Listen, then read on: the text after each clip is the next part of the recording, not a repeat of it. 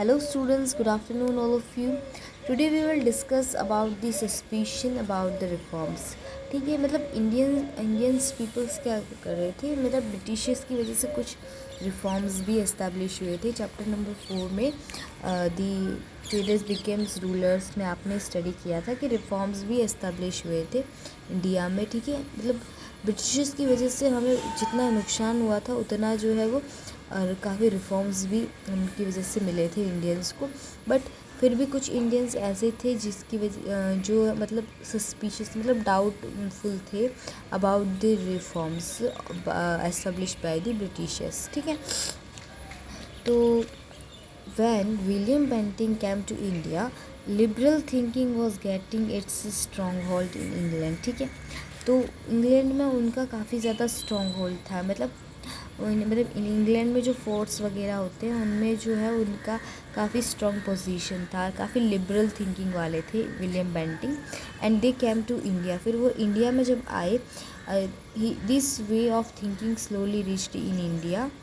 ठीक है, तो वो इंडिया में यही सोच के आए थे कि जो है इंडिया में भी वो इस तरह के रिफॉर्म्स एस्टेब्लिश करेंगे.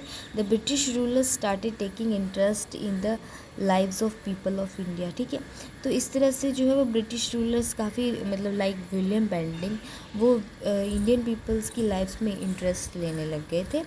Now lord William Bentinck became quite popular in India by introducing few beneficial reforms. तो इंडिया में काफ़ी पॉपुलर हो गए थे William Bentinck. Why? Because they introduce few beneficial reforms. और उन्होंने किस तरह के बेनिफिशियल रिफॉर्म्स किए थे वो हम अभी फर्दर स्टडी करेंगे. ड्यूरिंग हिज टाइम, उनके टाइम पे Indian started getting jobs in company administration. Company administration यानी कि कंपनी जो है वो एज ए एडमिनिस्ट्रेशन इंडिया पे रूल करने लग गई थी.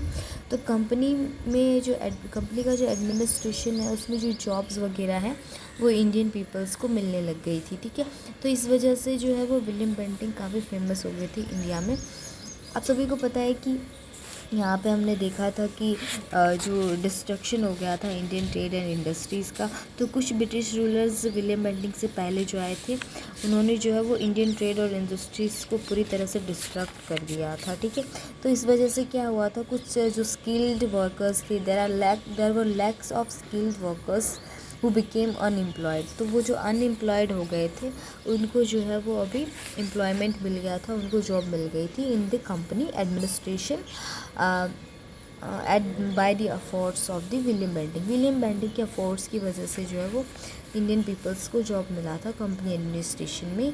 Indians were allowed to use their mother tongue in the court of law. ठीक है, तो जो कोर्ट ऑफ लॉ था ब्रिटिशर्स का उसमें वो अपनी मदर टंग यूज़ कर सकते थे. ठीक है, there was not necessary to use the English language. ठीक है, क्योंकि सभी इंडियंस को इंग्लिश लैंग्वेज नहीं आती थी, so they can use their mother tongue. ठीक है, ऐसा उन्होंने विलियम बेंटिंग ने एक रूल एस्टेब्लिश कर दिया था. Raja Ram Mohan Roy and other social reformers were constantly making efforts to stop the evil practice of sati. ठीक है, तो विलियम बेंटिंग तो ब्रिटिशर्स थे बट इंडिया में कुछ अदर सोशल रिफॉर्मर्स भी थे लाइक राजा मोहन राय और बाकी के अदर सोशल रिफॉर्मर्स. वो जो है वो सारे मिलके कॉन्स्टेंटली मतलब एक एफर्ट बना रहे थे to stop evil practice of sati. तो सती प्रथा जैसी जो सामाजिक बुराइयां थी, एविल से यानी बुराइयां. ठीक है, तो ये जो एविल था सोशल एविल था टू प्रैक्टिस ऑफ सती. ठीक है, तो यानी कि सती हो जाना, मतलब मान लो कोई वुमेन है उसका हस्बैंड नहीं रहता तो उसको जो है वो सती बना दिया जाता था या फिर वो खुद सती हो जाती थी. इस तरह की जो प्रथा थी प्रैक्टिस थी वो काफ़ी एविल प्रैक्टिस थी. ठीक है, according to Raja Mohan Roy and other social reformers. तो फिर बेंटिंग को जब उन्होंने बताया राजा राम मोहन राय ने, so Bentinck agreed to this efforts. तो बेंटिंग जो थे विलियम बेंटिंग वो राजा राम मोहन राय और अदर सोशल रिफॉर्मर्स से एग्री हो गए थे और उन्होंने एक लॉ पास किया था in 1829 to ban the practice of sati. तो सती प्रथा होने की जो बंद करवाने के लिए उन्होंने एक बैन लगा दिया था 1829 पे, ठीक है। और उसके लिए लॉ भी पास किया था विलियम बेंटिंग ने। So during the time of William Bentinck, the English rulers tried to eradicate the social evils as per the will of social reformers, ठीक है।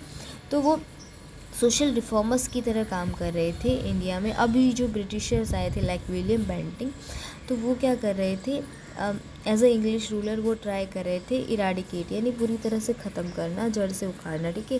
तो जितने भी सोशल एवल्स थे, सामाजिक बुराइयाँ थी, उनको जो है वो पूरी तरह से ख़त्म कर रहे थे, इराडिकेट करना चाहते थे as a will of social reformers. तो एज अ सोशल रिफॉर्मर्स वो ऐसा करना चाहते थे। The orthodox class witnessed these reformers with suspicion, लेकिन उनके जो अपोजिशंस थे ऑर्थोडॉक्स क्लास में आते थे जो भी, तो वो विटनेस्ड कर रहे थे दिस रिफॉर्मर्स विद, मतलब ये सारे जो रिफॉर्म्स एस्टेब्लिश हुए थे इंडिया में, उनको जो है वो डाउटफुली ट्रीट कर रहे थे। मतलब उनको डाउट था कि क्यों जो है वो ब्रिटिशर्स इंडिया में इतने सारे रिफॉर्म्स एस्टेब्लिश कर रहे हैं। The company had passed a resolution to spend 1 lakh rupee every year on education, but it was not implemented, ठीक है। तो कंपनी ने जो है वो विलियम बेंटिंक के कहने पे एक रेजोल्यूशन, एक प्रपोज़ल पास किया कि हम जो है वो 1 लाख मनी और रुपीस जो है वो स्पेंड करेंगे एवरी ईयर, पर ईयर। अब जो है वो हम एजुकेशन को लेकर जो है वो 1 लाख रुपी स्पेंड करेंगे। लेकिन ये इम्प्लीमेंट नहीं हुआ क्योंकि कुछ ब्रिटिशर्स ऐसे भी थे जिनको अच्छा नहीं लगा था कि इंडियंस के पीछे जो है वो हम इतने सारे रुपीस क्यों हम स्पेंड करें। सो इस वजह से पहले तो ये लो मतलब और ये जो रेजोल्यूशन और प्रपोजल है वो इम्प्लीमेंट नहीं किया गया, but finally and education committee was formed during the time of William Bentinck, ठीक है। तो विलियम बेंटिंक ने बहुत ज़्यादा ट्राई किया, तो फाइनली एक एजुकेशन कमेटी फॉर्म हो गई थी उनके टाइम पे। In the year 1834 lord Macaulay thought of introducing English education in India. फिर लॉर्ड मैकाले करके ब्रिटिश रूलर इंडिया में आए, तो इन्होंने क्या सोचा कि वो इंग्लिश एजुकेशन स्टार्ट करेंगे, इंट्रोड्यूस करेंगे इंडिया में। So however the educational method advocated by Macaulay could not benefit the youth, ठीक है। लेकिन जो मैकाले जो English method, English educational method use कर रहे थे, एडवोकेट कर रहे थे, वो इंडियन के जो यूथ थे, ठीक है, युवा थे, उनको बेनिफिशियल नहीं रहा।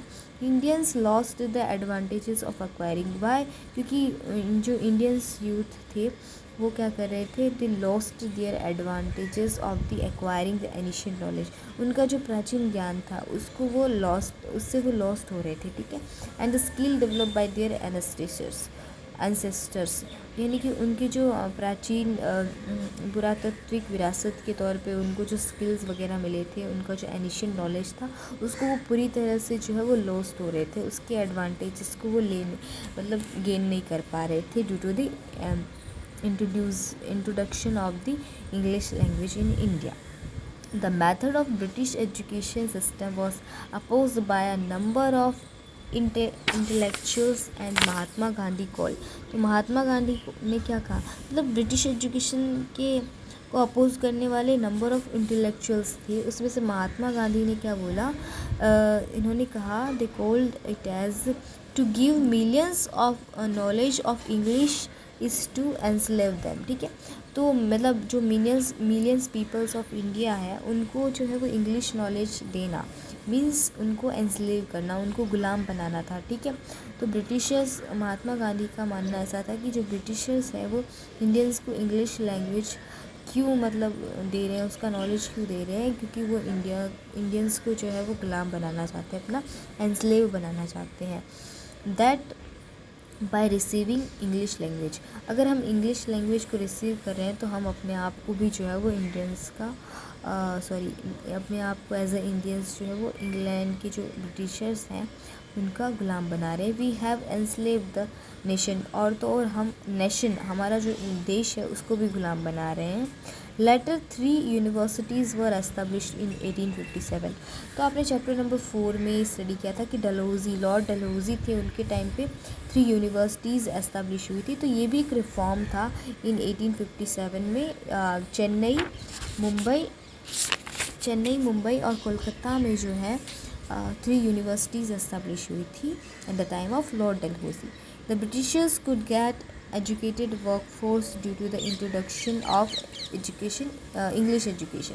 ठीक है, तो ब्रिटिशर्स में जो मतलब पहले तो जो थी वो आर्मी की फ़ोर्स आ रही थी, बट अभी जो है वो जैसे ही उन्होंने इंग्लिश एजुकेशन एस्टेब्लिश करा इंडिया में, तो उनके पास जो है वो एजुकेटेड वर्कफोर्स भी आने लग गई थी in India. So along this side or alongside, it is also developed nationalistic thinking among the educated Indians. लेकिन कुछ इंडियंस जो है वो उनको इंग्लिश लैंग्वेज अच्छी लग रही थी, वो इंग्लिश लैंग्वेज को स्टडी कर रहे थे, तो उनके माइंड में जो है वो काफ़ी ज़्यादा नेशनलिस्टिक थिंकिंग आने लग गई थी कि वो किस तरह से जो है वो अपने नेशन को डेवलप कर सकते हैं। Now many machines were invented. इस वजह से जो है वो काफ़ी सारी मशीन्स इन्वेंट की गई to facilitate the industries.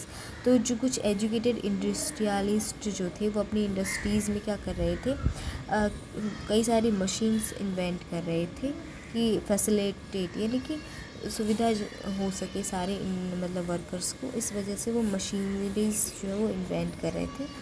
Transport and communication, also transportation और कम्युनिकेशन एरिया में भी और कम्युनिकेशन फील्ड में भी जो है वो मशीनरीज़ का इन्वेंशन होने लग गया था। Considering the convenience in running administration and strategic importance for the military, the Britishers introduce the railways in India. ठीक है, तो इस तरह से फिर एजुकेशन एस्टेब्लिश होने लग गया। ठीक है, तो सब एजुकेटेड होने लगे थे इंडियन पीपल्स। तो उन्होंने क्या किया, for the running administration conveniences को ध्यान में रखते हुए और मिलिट्री में जो इम्पोर्टेंस, स्ट्रेटेजिक इम्पोर्टेंस होते हैं उनको ध्यान में रखते हुए ब्रिटिशर्स ने रेलवे को इंट्रोड्यूस कराया था फर्स्टली इन इंडिया। और अब सभी को पता है कि फर्स्ट रेलवे जो स्टार्ट हुआ था in India which is between Mumbai, that is Bombay and Thane in the year 1853। So 1853 में फर्स्ट रेलवे लॉर्ड डलहौजी के टाइम पे स्टार्ट हुआ था between Bombay to Thane. Now in order to maintain an effective control on the country and to exchange messages with the neighboring territories, modern methods of post and telegraph were introduced in India in 1854 CE। ठीक है, सो यहाँ पे काफ़ी सारे effective control को maintain करने के लिए कंट्री के मतलब मैसेज को एक्सचेंज करने के लिए modern methods like post and telegraph introduce हुई थी इन 1854 ईयर। ठीक है, तो मतलब जो मतलब नियर बाय टेरिटरीज़ यानी इनकी नियर बाय जो एरियाज़ हैं कंट्री, इंडियन हमारी जो इंडिया कंट्री है उसमें, और ऑल्सो जो है वो इंडिया से इंग्लैंड जो है वो एज अ पोस्ट मैसेज को एक्सचेंज करने के लिए और टेलीग्राफ के थ्रू जो है वो कम्युनिकेशन सिस्टम जो है वो बहुत ज़्यादा इंक्रीज़ हो गया था। Now printing press and circulation of newspapers grew alongside. ठीक है, इस मतलब साथ ही साथ जो है वो अलॉन्ग साइड मीन साथ ही साथ जो है वो प्रिंटिंग प्रेस भी एस्टेब्लिश हो गया था एंड न्यूज़पेपर भी सर्कुलेट होने लग गए थे। ठीक है, सो दीज रिफॉर्म्स, तो ये सारे रिफॉर्म्स हैं ब्रिटिशर्स के जो कि उन्होंने इंडिया में एस्टेब्लिश किए थे। So these reforms were actually for the convenience of British rule in India. ठीक है, तो जो ब्रिटिश रूल कर रहे थे इंडिया में उनकी कन्वीनियंसी के लिए ये सारे रिफॉर्म्स एस्टेब्लिश हुए थे, but it turns out to be a blessing in disguise for the growth of nationalism in India. लेकिन इसकी वजह से जो है वो इंडिया के लिए ये ब्लेसिंग, इनकी जो ब्रिटिशर्स ने अपने लिए रिफॉर्म्स एस्टेब्लिश किए थे बट इंडिया के लिए एज ये ब्लेसिंग बन गए थे इन disguise for the growth of nationalism in India. तो इंडिया में जो है वो देशभक्ति, नेशनलिज्म का ग्रोथ होने लग गया था। जो वो इंडियंस जो है वो अपनी कंट्री को डेवलप होना देखना चाहते थे। अब the class that acquiring the English education spearheaded the social reforms. ठीक है, तो जो मतलब क्लास थी जो मतलब इंग्लिश एजुकेशन को स्पैरहेड नेतृत्व कर रही थी, ठीक है, इन द सोशल रिफॉर्म्स, ठीक है, सोशल रिफॉर्म्स के लिए, and the nationalism in India since they were more familiar with the contemporary developments. ठीक है, तो कॉन्टेम्प्रेरी डेवलपमेंट्स के लिए जो देशभक्ति थी इंडिया में काफ़ी फेमिलियर हो गई थी इन द वर्ल्ड अराउंड। ठीक है, तो पूरे देश में जो है वो ये कॉन्टेम्प्रेरी डेवलपमेंट की वजह से इंडियन नेशनलिज्म फेमस हो गया था।